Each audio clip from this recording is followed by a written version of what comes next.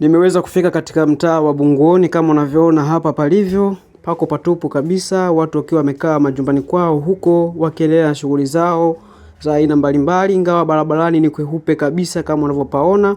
Na hali ya maandamano sehemu hii hakuna hata kidogo, watu wakiwa wametulia majumbani wakisubiria hali ya siku iweze kupita ili waweze kufanya shughuli zao kama ilivyo kawaida. Ingawa katika mitaa mingine kama unavyoona hivi kuna sehemu ambazo labda watu wameweza kukaa wakipeana mawili matatu kunako siku hii inavyozidi kwenda.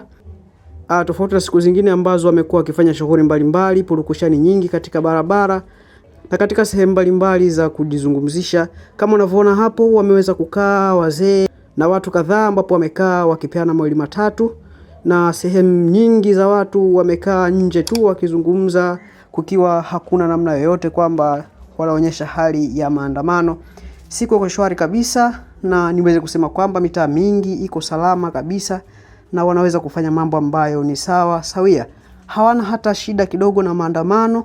Wao wamekaa nje wakipeana mawili matatu kama unavyoona. Na nimefika katika mtaa huu wa Don Sweet Hotel kama unavyoona. Hii ni barabara ya Don Sweet Hotel.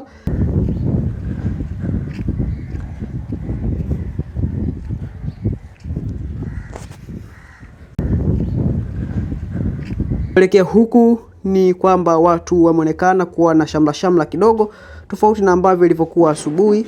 Wakati huu wanaweza kuonekana kama unavyoona hapa, wengine wanafanya shughuli zao, wameweka mavazi kabisa hapo kwa niaba ya kuuza.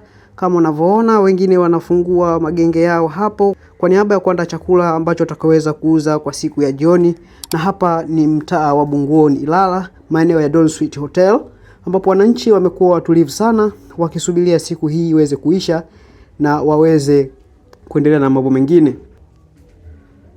Endelea kufuatilia Watchdog Online Media uweze kupata update mbalimbali.